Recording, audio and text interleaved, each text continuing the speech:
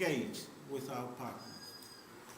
And a big part of that change in mindset relates to SIDS taking charge of their own future, to ask themselves, what can we do, rather than asking partners all the time for money. I think we have strength that we ourselves need to bring to the table so that we can ensure that the notion of partnership is indeed truly an equal process. Ladies and gentlemen, the climate challenge is where our solidarity is tested, where our inequalities are most exposed, and where our needs are at the highest. We must ensure we keep our word and shoulder this effort of taking carbon out of our planetary system on time to avoid a climate catastrophe. I thank you very much.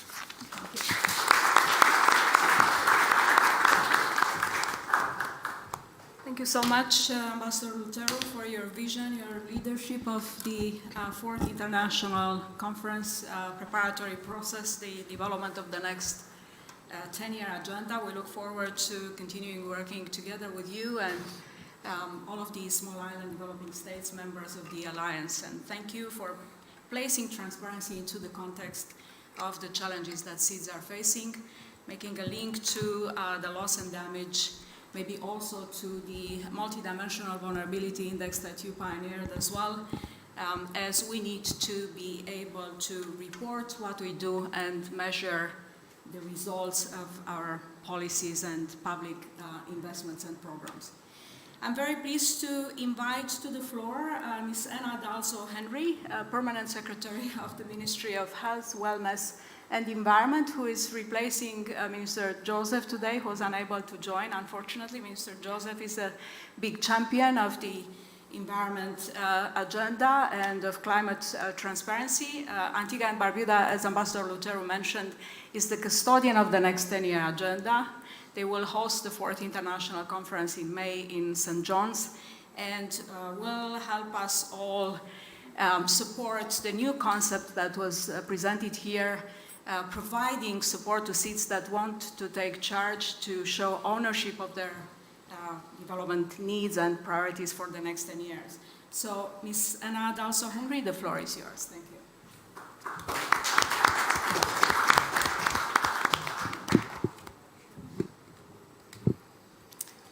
Good afternoon, Excellencies, participants, members of the panel. Thank you, Madam Moderator. Good afternoon. I wish to thank the ICAT Secretariat for creating this space for small islands to share their efforts in reporting on transparency and leading climate action. And like you said, Madam Moderator, Sir Malwin is still very strong and he sends his commitment and reassurance to this effort.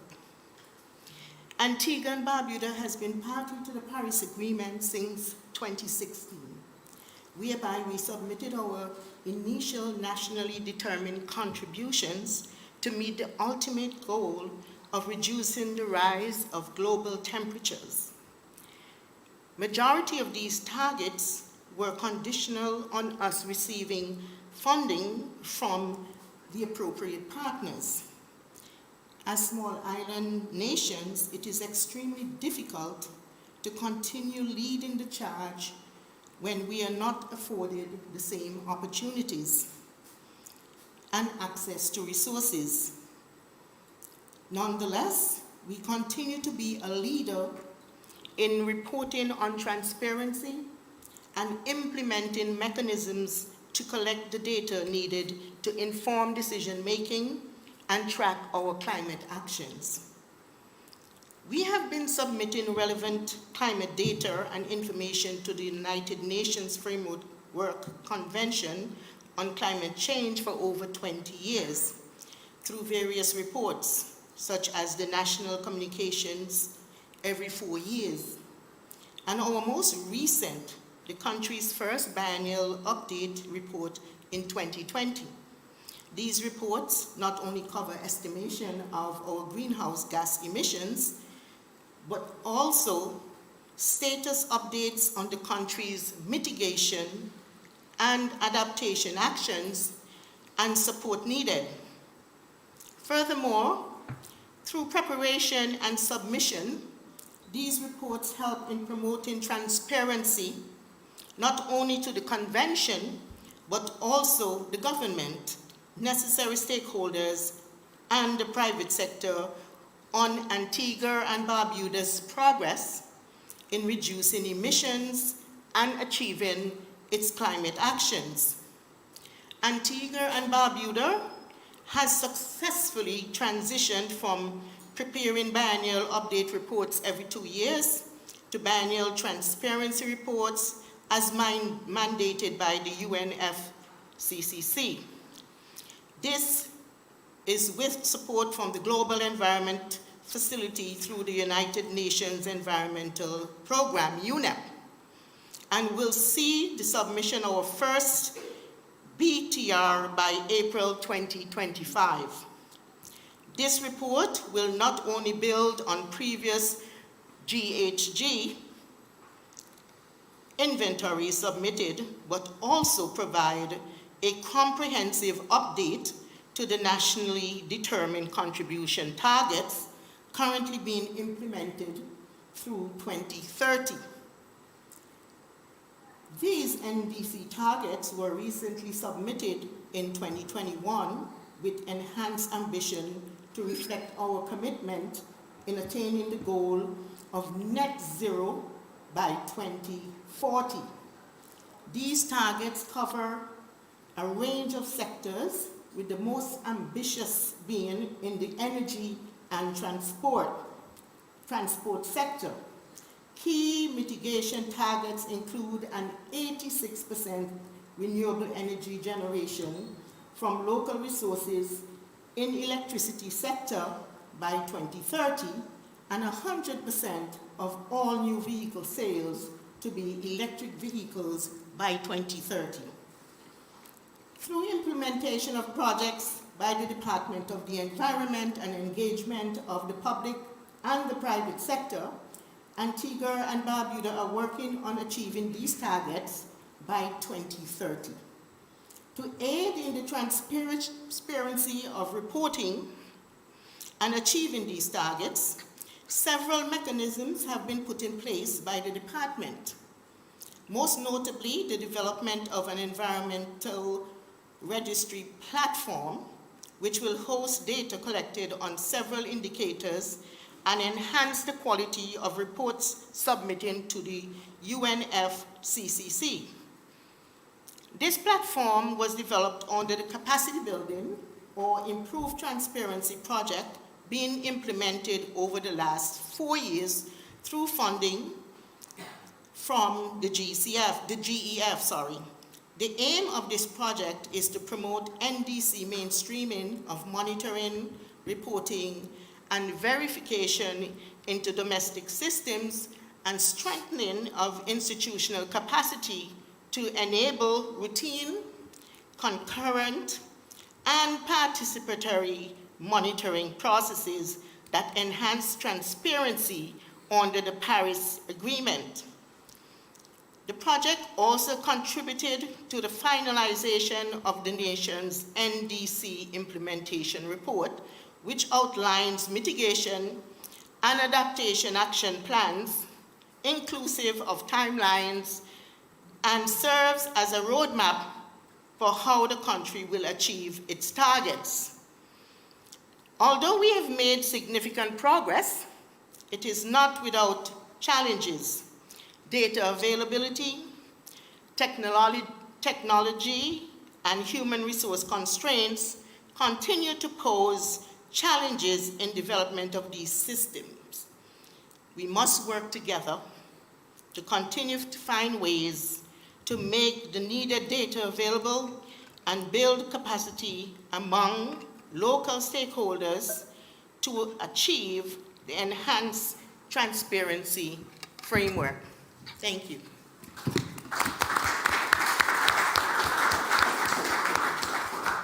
Thank you you so much, Permanent Secretary Dasso Henry. Indeed, great stories coming out of the SEEDS partners under the ICAT.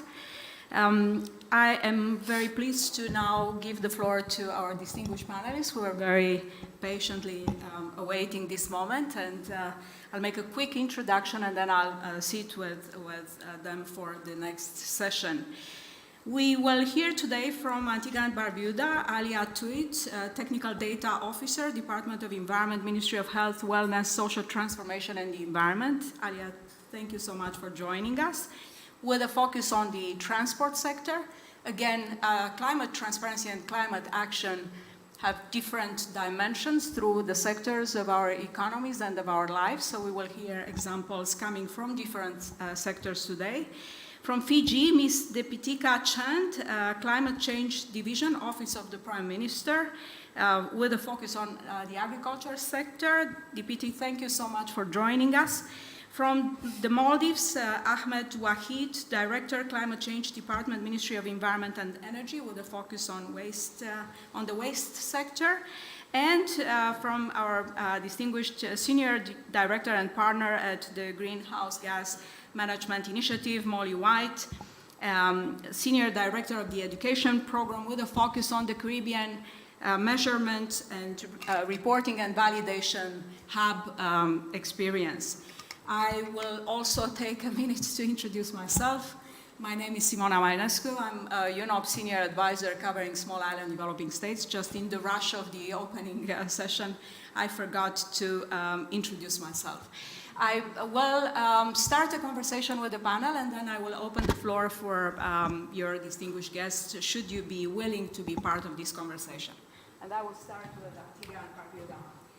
As the Permanent Secretary as the Permanent Secretary has just mentioned, part of the nationally determined contributions commitments of Antigua and Barbuda, achieving 100% of all new vehicle sales to be electric vehicles by 2030 stands very high and has guided the country towards the development of the electric mobility policy. So again, data is not a goal in itself. It needs to inform policies and ensure that public governance benefits the people. We would like to hear from you how the ICAT supported your work and how you take the transparency commitments in terms of measuring emissions, measuring the impact of policies into continued improvement of the policy making towards the climate goals. So, Alia, the floor is yours. Thank you. Good afternoon, everyone. So as the Permanent Secretary mentioned, Antigua and Barbuda would have submitted NDC targets in 2021, and these are updated targets to our first submission. And most of these targets focused on the energy and transport sector, as those are the sectors which emit the most greenhouse gases in the country. In Antigua and Barbuda, we have over 50,000 on-road vehicles, so it is important for us to transition to electric mobility, because given we import majority of our fuels, electricity is expensive. We find that as a small island, it would be more open to electric vehicles, because I know one of the major problems with using EVs is the distance you have to travel. So with the ICAT project, we received training on developing modeling and projections using the NDC targets and collecting data from different stakeholders. So we work closely with our transport board, who collects information on vehicle registration, and we work with statistics division as well, who's like the National Statistical Office. So they collect most of the data in country. And from all of the data collected, we got training in the GACMO tool as well as the LEAP tool to estimate the projections as well as costing as to how we'll go to transition to the use of electric vehicles. And with these trainings, we also sought to involve stakeholders, because much of transparency, not just the work we're doing, but involving the different agencies, so that this information can also help them in establishing policies for their own institutions. Thank you so much, Alia. A great presentation of how you connect various parts of the government with the goals that are highlighted into your NDCs. We look forward to the next reporting next in 2025 of the third round of the NDCs and possibly showing how various initiatives that had UN partners and non-UN partners have contributed to that. So this is of high importance to us. The Paris Agreement commitments are practically at the heart of the agenda of the United Nations, as you could see. Our heavy presence every year at the COP, and we would like to be able to ensure that through all of our initiatives we facilitate your progress and our joint progress for our humanity. Our next panelist is Ms. Deepitika Chand, representing Fiji in this conversation with a focus on agriculture.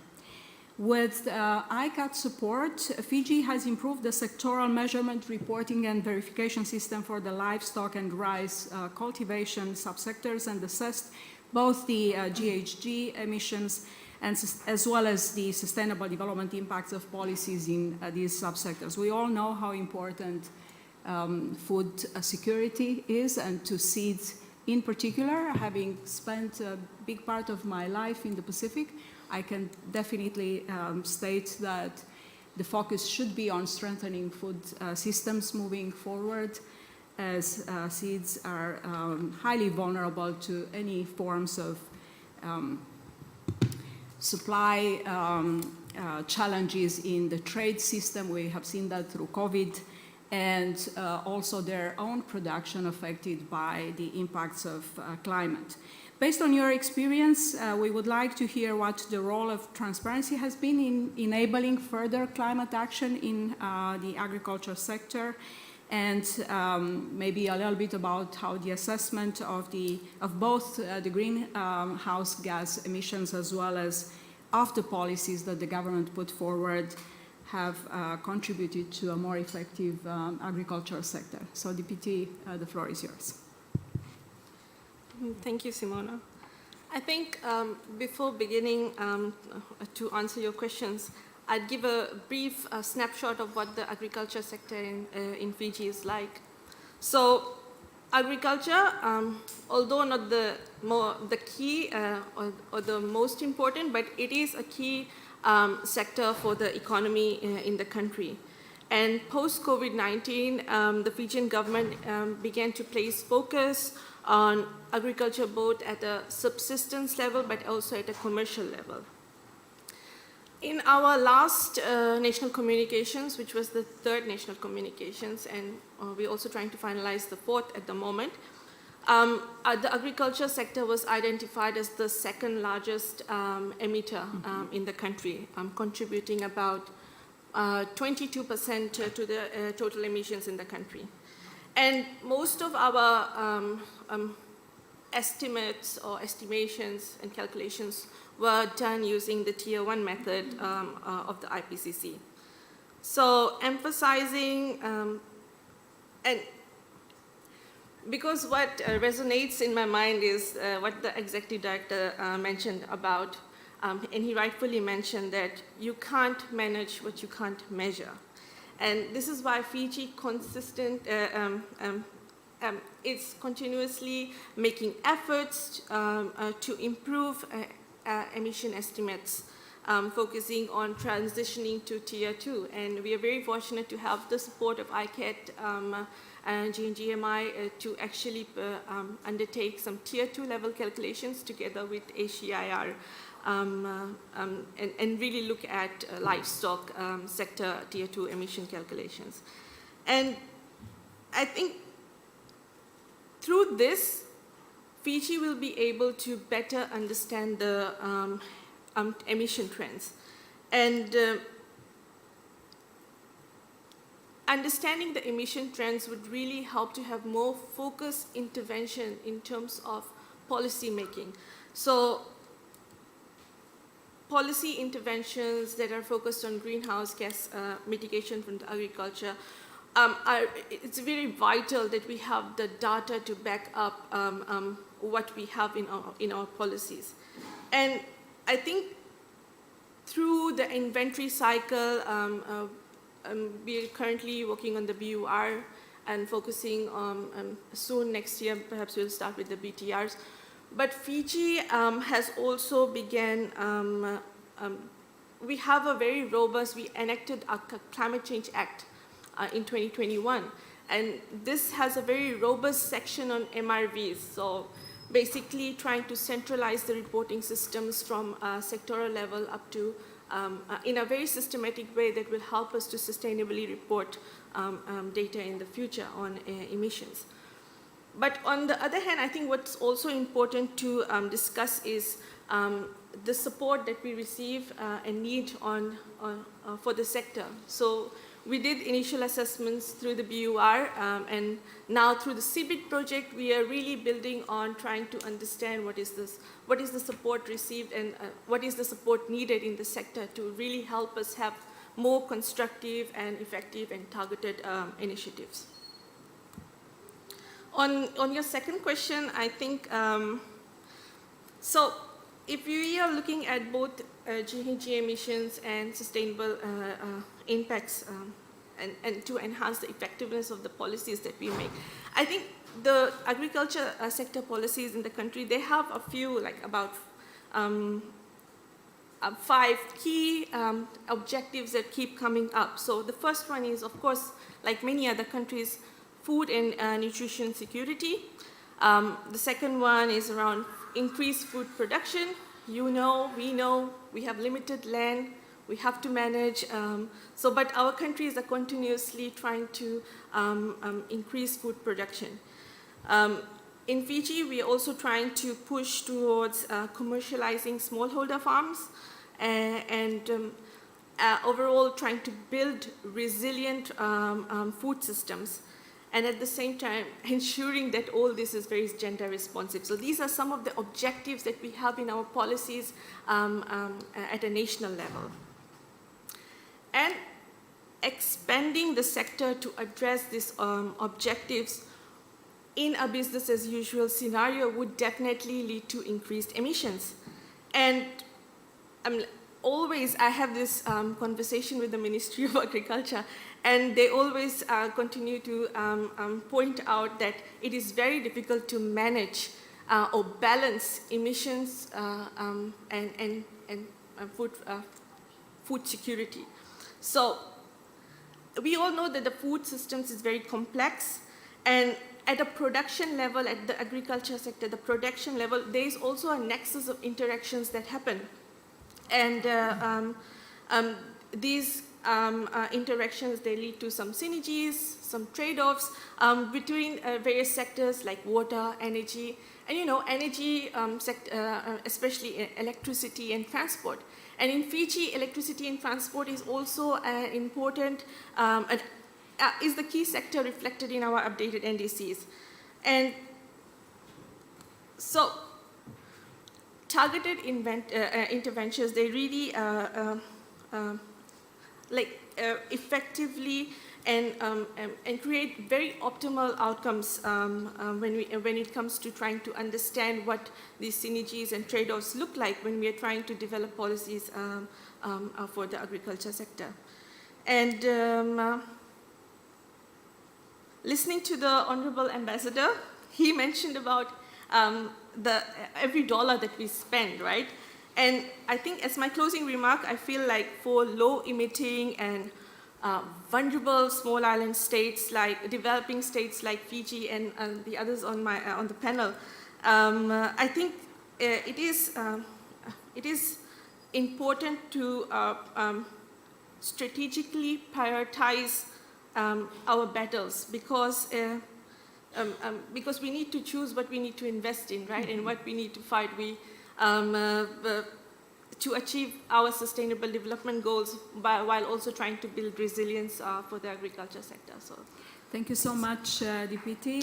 Deputy leads the climate change work in the Office of the Prime Minister of Fiji. Obviously, the entire Pacific is looking at Fiji as leading the way with some good examples. Fiji was the first to commit to full supply of the economy by renewable energies by 2023 when I've started my work in the Pacific, and then the target moved a little bit because you also have from 3 to 7 named cyclones per year with huge devastation of livelihoods and the economy. And it's extremely appreciated what you're doing, the coordination across sectors as to how emissions and policies towards meeting climate targets are cutting across all the entire economy. I think it's also important to build on your point with respect to financing. Seeds are in their vast majority mid-income countries. They no longer qualify for concessional financing, and they have pioneered a change in the eligibility criteria to development financing with the creation of a new index that is called the Multidimensional Vulnerability Index, now on the table of the General Assembly for adoption. It will operate for all countries, not only for seeds, and hopefully will allow more resources to come into key priorities, including the climate agenda. In this regard, UNOPS is hosting on 4th December at our pavilion B788 a conversation on the access to development financing for small island states, should you be interested in joining us. Our next speaker comes from the Maldives. Mr. Ahmed Wahid is Director of Climate Change of the Climate Change Department in the Ministry of Environment and Energy, and is here to share with us how ICAT supported transparency and more effective policies in the waste sector. The waste sector is of high importance to small island developing states, as many of them have not been able to develop sustainable management systems for their waste at an affordable cost. We look forward to hearing from the Maldives as to how the energy and waste sectors are being reflected in the nationally determined contributions, and how the measurement, reporting, and validation framework for the waste sector has proven to be crucial to enable the tracking of progress towards the NDC targets. I think it's important to hear from you how the work that is being done under ICAT has enabled more effective institutional arrangements and stakeholder engagement in streamlining data collection. What are the key findings of the Maldives in regards to the challenges and enablers of establishing a transparency framework for the waste sector, considering the context, the very difficult context of small island states, and how has this process translated into policy development? The floor is yours. Yeah, thank you, Excellencies, colleagues, and ladies and gentlemen. Good afternoon. I think this is it's a very lengthy question, but I will try to answer the main parts of the question. So the waste management is a quite challenging issue in the Maldives. I think it's the same in most of the seats, and because of the socio-economic and the geographical geography of the islands, the small size, and also the land. I think we don't have much land to manage the waste like other larger countries. And when we had our BUR completed, one of the findings was that we need a lot of information when we go for tracking the progress of the NDC, because in the NDC also we highlighted that waste is a major sector that we will be investing to achieve the climate targets, national targets. And in our inventory, we found that waste contributes almost 4% of the emissions, total emissions. That's based on the inventory. And because of that, when we started the ICAT project in the program, we thought we will focus on the waste sector, because there has been some works on the energy and other sectors, so we particularly focus on the waste sector because of the data and getting the information. Although we have the data and information at some level, so integration of those information and data remains a key challenge. And for that, we thought we will invest on consolidating those data and the information, and build more robust system. As a first exercise, we did a diagnostic study, and that was during the COVID period. So we had lots of challenges on getting the data from some of the sites, because that was during the lockdown time, so there was access was also challenging. And the diagnostic study we were able to complete, and we found management of data is one of the key challenges, because as island state you have to get information from various parts of the country, and if you don't have a consolidated system, then you have to do you have to do lots of manual works and things. So we based on the diagnostic study, we try to have some consultations and workshops, trainings for the key stakeholders from the councils, local councils, and also other like the utility companies to build the capacity. So that was also part of the program ICAT that we were able to conduct. And one of the things that we emphasized was we will not go in silo with just picking up the inventory related.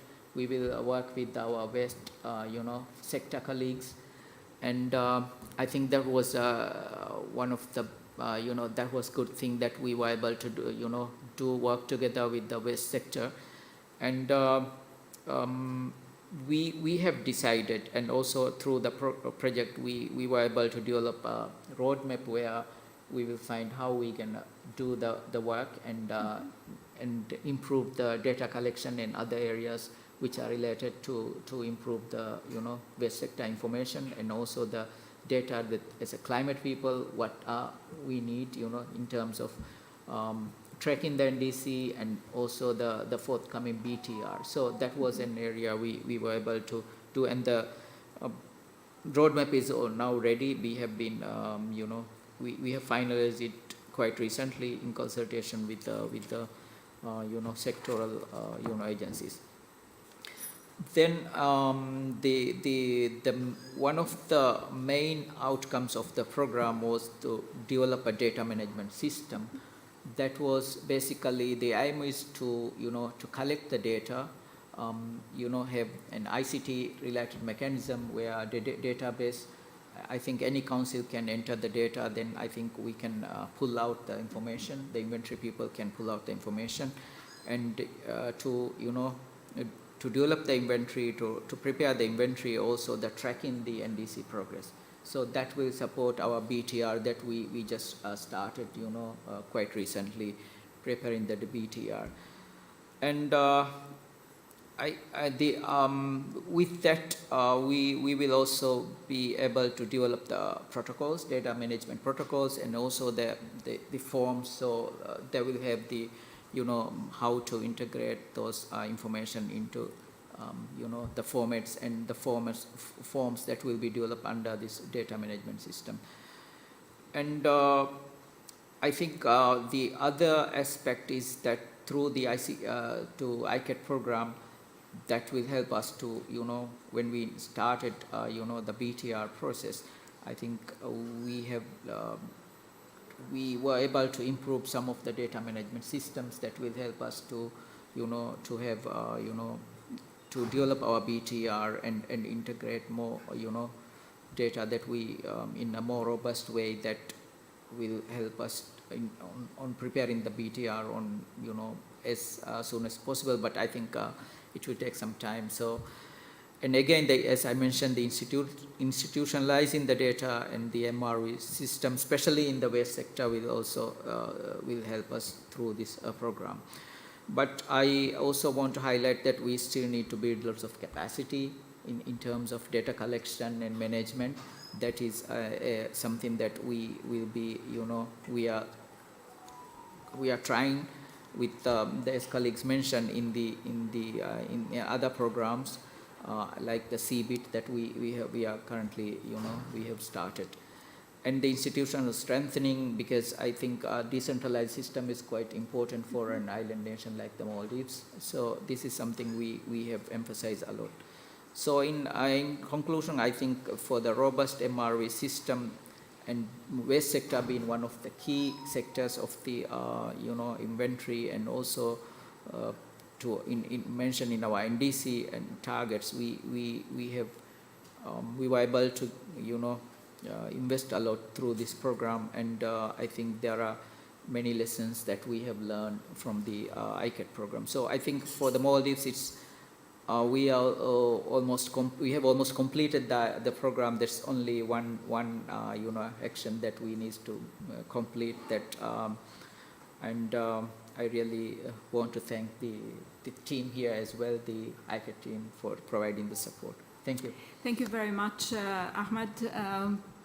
Sincere gratitude for the honesty of in your presentation of the challenges that the Maldives is experiencing. There are no easy solutions for small island developing states, and among challenges, obviously, the institutional capacities, the data capacities that SEEDS have would need to be further addressed. It is in this context that the initiative of Antigua and Barbuda to establish this global data hub within a center of excellence for the next 10 years for SEEDS to benefit. The intention is for each of the SEEDS to have a data hub using advanced technologies, geospatial data, strengthening usage of GIS, connected to all of the reforms that SEEDS are undergoing, is of high importance. So we will have tomorrow a presentation of the Global Data Hub at 12:30, also at the UNOPS pavilion. Very good mentioning of the BTRs, of the biennial transparency reports that are expected to be presented for the first time as of 2024, while phasing out the biennial update reporting by developing countries. So it's an interesting time for the ICAT initiative, and I'm also joining you in asking our partners, our donor partners, to support ICAT moving forward, as it has provided great support to small island developing states. Our last speaker today, so sorry, Molly, for leaving you at the end of this very interesting panel conversation, is the Senior Director of the Education Program at Greenhouse Gas and Management Initiative. Molly comes here to also present some of the success stories and challenges of the Caribbean MRV hub, but I would like, Molly, to ask you first to consider the importance of a cross-sectoral approach when it comes to transparency of climate action. We discuss here 3 distinct sectors. Obviously, the economy is a continuum of activities.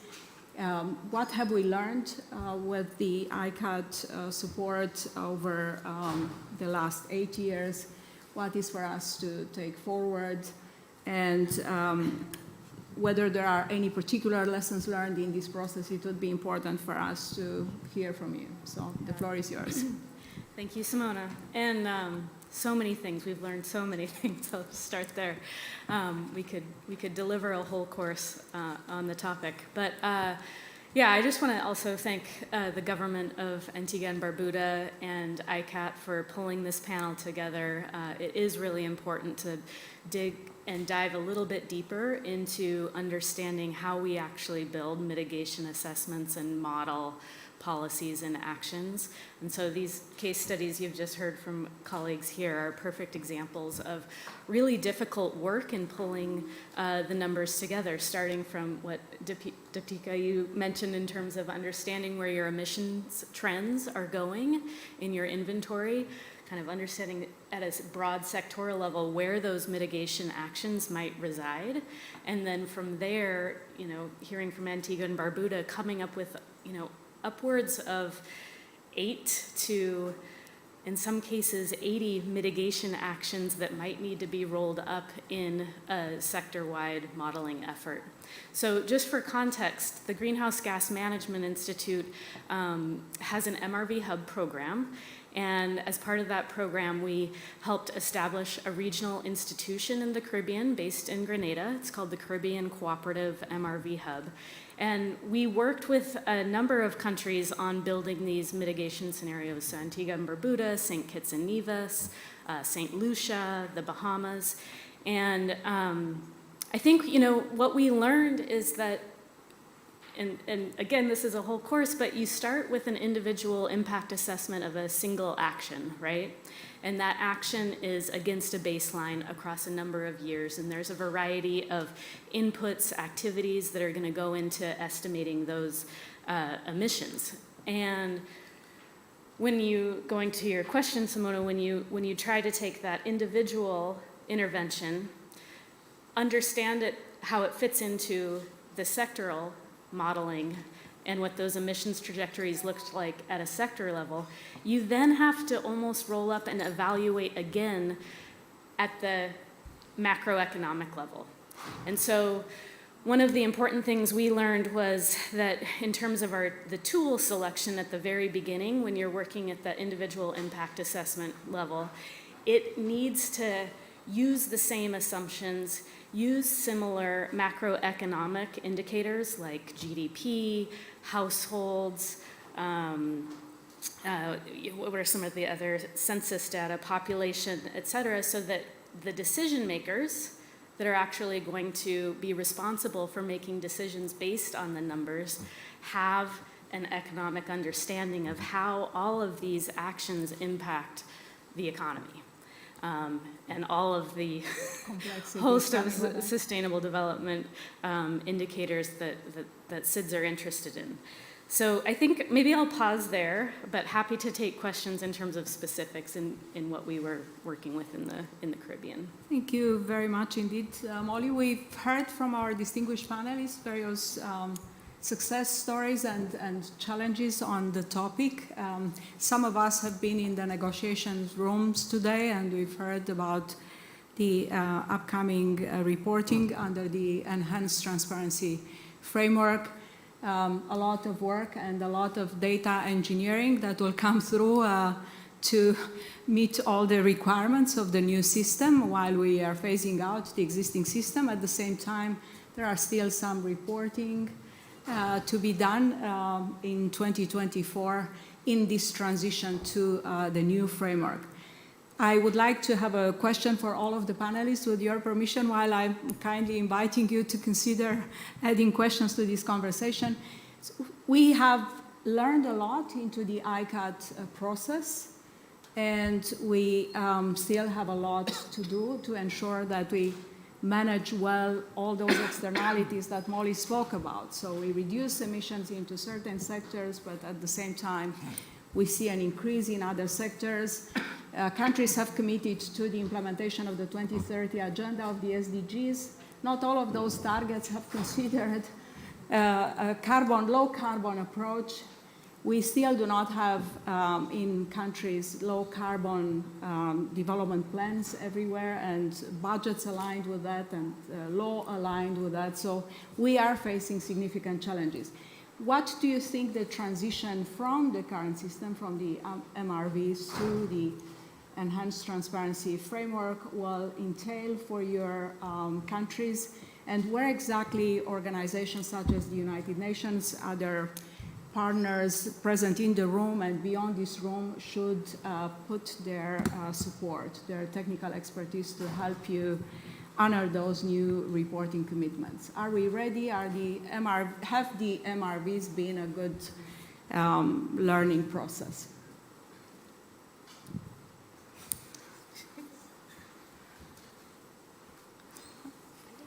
Yes, please, Deputy. Go ahead. So, yeah, I guess the MRV was, the system was a very important and a good start to the ETF. And like Fiji has been trying to work on ETF through the CBIT project. And what we have done is enshrine the whole ETF process in one way or another in our national law. So, so what we envision is like being able to monitor what we emit would be, it's very necessary in terms of our long-term planning. So we also have a low emission development strategy. It's economy-wide, looking at 8 different sectors. And it's almost time to get it reviewed. And I think with the ETF that we will establish through the CBID project will really help us to measure our progress. Because what we see is the various steps that we have outlined in our long-term low-emission development strategy is basically what we are going to have like broken down in our 10-year NDCs. So we also working on carbon budgets. So I'm not going to go into detail on that because I'm not the expert on carbon budgets. But yeah, so we are working very systematically in trying to have the ETF established so that it will inform all these processes, because we are looking at a more from a sectoral to a broader national level. Thank you so much. But maybe just an additional question, as other panelists may wish to contribute, is whether the ETF is also factoring in that impact assessment of policies, not only the registration of emissions moving forward. Do you see that as a good continuation of the MRV process? So, who else wants to speak? I guess I can start with the first question. Ayla, please. So the MRV did provide a good start. It gave us experience. We're now doing our first biennial transparency report, as well as completing our 4th national communication. So we do have that experience, and it has helped us in developing institutional arrangements within the department and within the country. So at the DOE, we do have a monitoring, evaluation, and data management unit who is responsible for collecting the data. And we've also established 2 MOUs, one with the Transport Board and one with the Statistics Division, to help with data collection, management, and storage. One of the challenges has been data availability in the way that we need it to put into the models. So with the first ICAT project, we did develop a manual outlining the types of data needed and how the agencies can go about collecting this data. So it has been helpful. Thank you. So it looks like prospects are quite optimistic. So please, Ahmed. Yeah, thank you. Just picking up from the other colleagues, I think in all the countries we kind of have the MRV system, national systems, where we do monitor the progress of the works. So I think, and also of course we do have experiences on the netcoms and also BURs, and now we are migrating to BTR. And I think the challenge is to build on those and for the new reporting systems. And the time that was given to us, we know there is flexibility for some countries, it's NDCs, but I think there is lots of political pressure for us as a technical people to prepare the reports on time. So I think that's where we have to invest a lot on the capacity building and familiarize with the new regulation standards, and which is coming, and give them, we don't have enough time to adjust the national systems. So I think it's good to build on what we have, not building totally new systems, but build on what we have and enhance the already existing frameworks. And I think as all the countries we have the NDCs, and which can be linked to the NDC tracking. And I also think in most countries like the Maldives, and I think colleague from Fiji also mentioned that there is a Climate Act which also emphasizes a lot on the data collection and data management, so forth, and also monitoring. So if we can link all this together, I think it will be help on all of this. And on the policy dimension, on the impact of policies of climate action in general, is the ETF going to capture that? I think, for the policy direction also it helps, because for the policy makers, mainly they also ask for the data and the mainly the data, and also the perhaps the finance, how much you need, and which also depends on the data as well. Mm-hmm. Thank you. Thank you so much. Anyone I'd else? just like Yes, to please. add on to the first question. You asked about how we are letting our donors know our needs. So what we did in Fiji a few months ago is we hosted a donor coordination committee meeting on ETF issues, and we tried to map out all the relevant activities that we are doing and that we plan to do, and we shared it with the people who are on the committee. It was an invitation sent out to many people, and then a few people agreed to be part of this committee.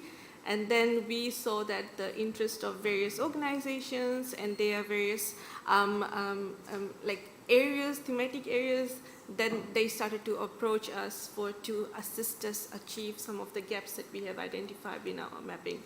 So that was a process that we did. Maybe others can also use. Thank you so much, Deputy. Molly, any thought on that? Do we need more ICAT? Do we need more? Yeah, you know, I think if I was going to read the tea leaves of the future, I think the other thing that we're going to see is because of this increased data availability, like domestically and nationally, that data is useful for so many other things beyond what goes into the reports. And so I think the work that has been done with statistics departments alongside climate change departments is really unique, and I think it's a testament to the hard work that everyone has been doing. Thank you so much. I am just turning the floor now to you all. If any questions, any reflections on the discussion that we've had here. Again, the Initiative on Climate Action Transparency has made some positive changes in countries in which we work to date, and we very much hope that there will be expansion of scope to help countries moving forward into the ETFs. And by the way, there is a training that starts after our meeting ends that UNFCCC is providing to national experts on the ETF, so please make sure you take that as well. Any question?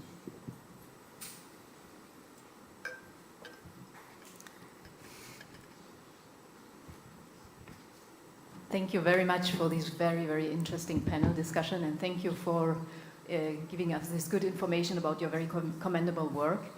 And we understand in what kind of situation the SIDS are, and that as we heard before, there are existential threats, so we understand you have ambitious development plans and probably need investments and support to put them through. So I'm wondering how much the transparency work, the data accessibility is or will be an ingredient in assisting of building good pipelines of projects and raising investments for your ambitious plans. Thank you.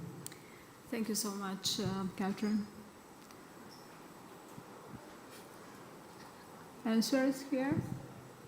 Well, I think it would be helpful, as the Permanent Secretary would have mentioned, we do have an environment registry platform. Although it's just getting started, we hope to populate it with data that we already have on hand. And I know with our NDC implementation plan, we're working with the NDC CAP initiative. So they're going to be posting the different mitigation and adaptation actions, and for the interest of partners to see which area they can commit to assisting with. So we are also working with climate analytics to develop an NDC financing strategy. So that should be helpful. Thank you. Any other response from the panel? Obviously, data and policy transparency are prerequisites for bankable projects and for attracting more partners. Everybody wants to see through what the country is doing. Ladies first. Okay. So I think we really realized the importance of having a transparent process of data reporting, not just on inventories, but on the implementation of various projects, both mitigation and adaptation, when we were doing our updated NDC. And I think that's when we really were determined to have and transition into having a more robust ETF system. So I think it's so far we're trying to build on the from the previous reportings and trying to address this through CBIT project. But I think, yeah, it's going to be very useful. We are already seeing the benefits of it, so we're very glad. Thank you, Deputy Ahmad. Yeah, thank you. I think that's a really good question. I think I think most of the data are available in the public domain. So I'm not saying that we still need to improve the data management system, but that's, of course, there is an improvement always. But I think some of the information, I mean, that is required, for example, for preparing a bankable document, that I don't think that are available, perhaps in my case.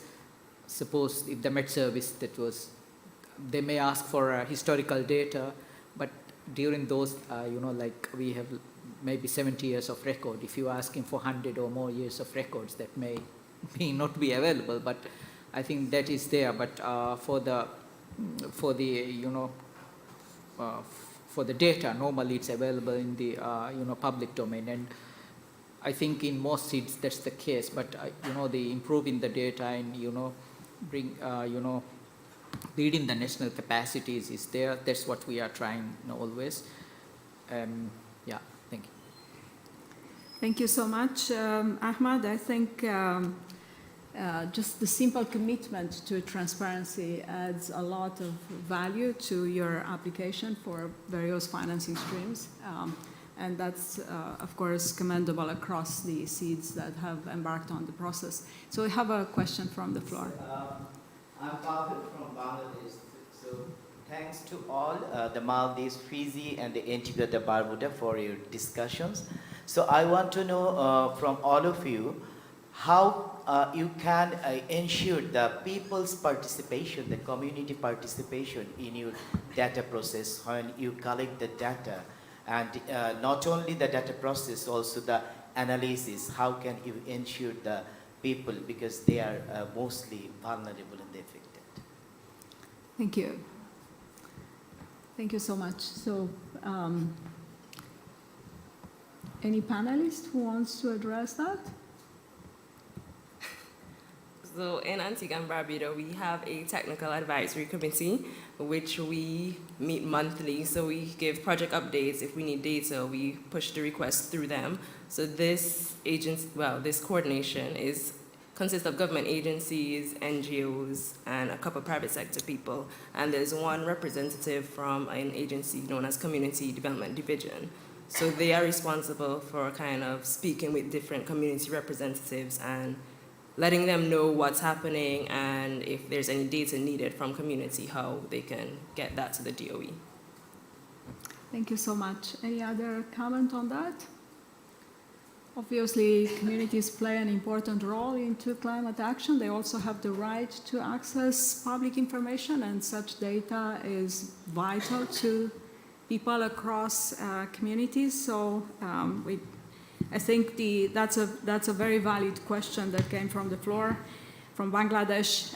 There is a person in this room who is very important, has been very important to ICAT, who will take the floor as we aim to close the meeting on time. And this is Henning Wüster, the director of the Initiative on Climate Action Transparency. So Henning has been quietly sitting there and listening to these great presentations that came from the panel.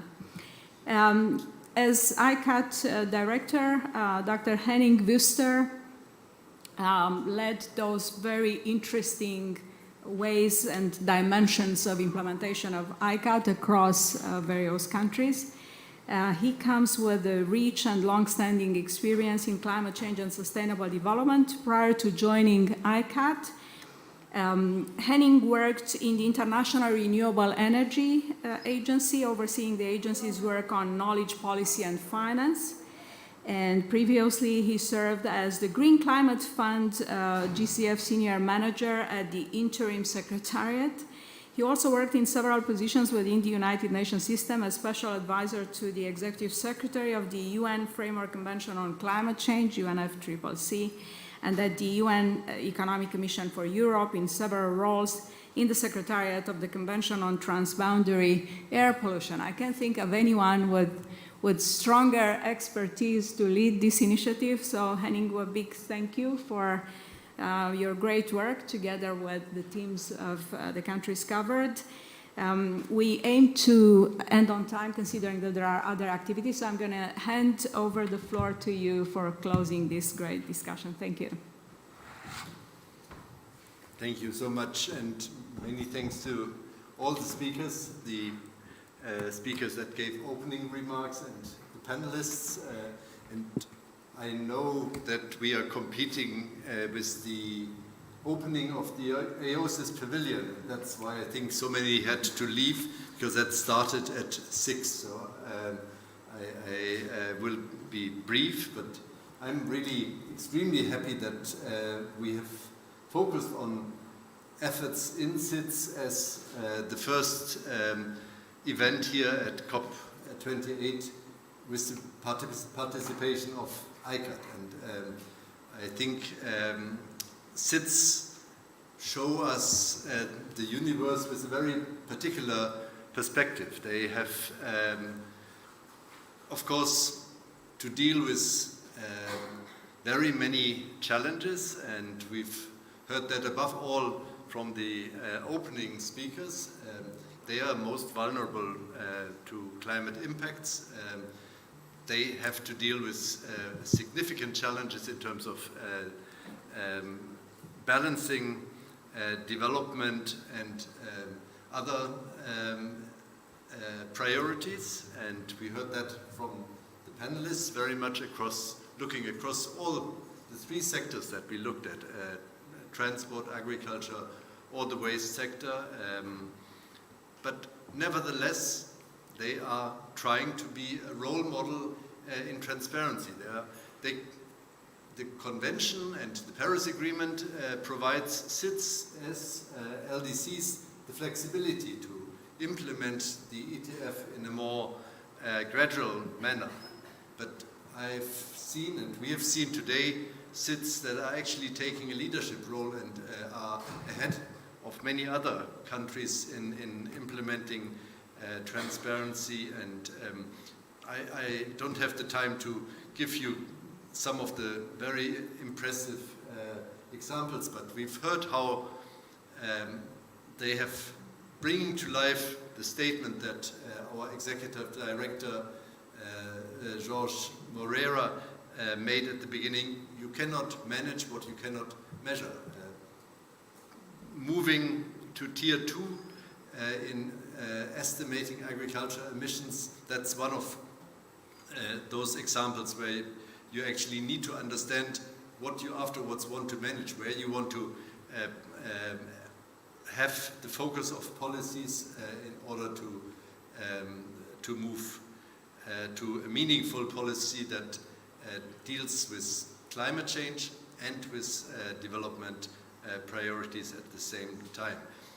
I mean, we've heard that, of course, loss and damage and adaptation is also extremely important. It's probably even much more important than mitigation for SIDS. And I just want to mention that ICAT actually has published methodology on estimating losses and damages, and also supports work on adaptation M&E, because for all of that the same applies.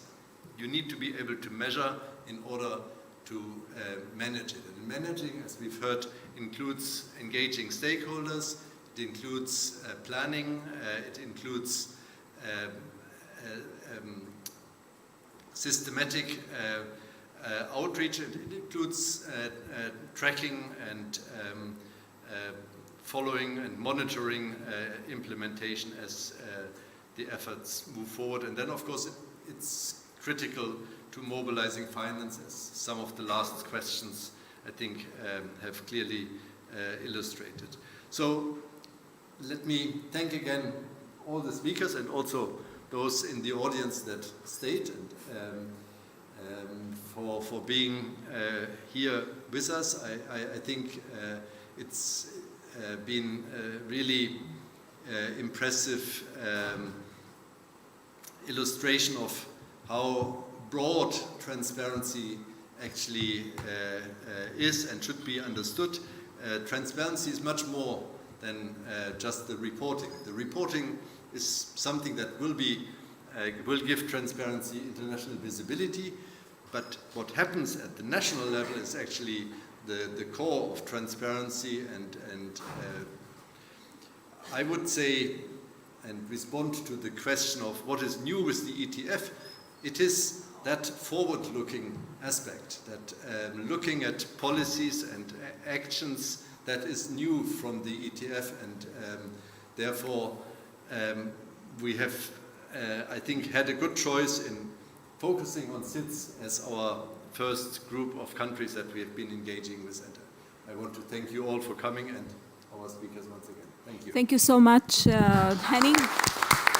Join me in thanking all the panelists here. We wish we had more time. I'm quite sure ICAT will have a long future, considering the needs that countries have to report transparently and measure impact of policies. Again, this is a commitment under the Paris Agreement, Article 13, that is finally being enforced. There is no other way that we could remain together in this process of responding to climate change if we do not exercise transparency, if we are not accountable to our donors and partners. And that's what ICAT aims to do. And I wish to thank the ICAT team as well. I know this was a difficult day to organize any side event, considering the heads of state segment in the plenary, so quite impressive that many were able to join us today.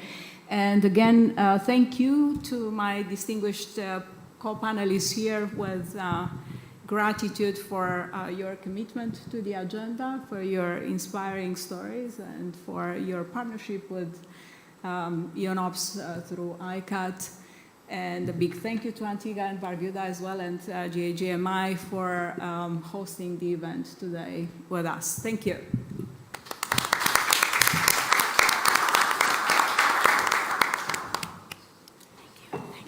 So we did well time-wise.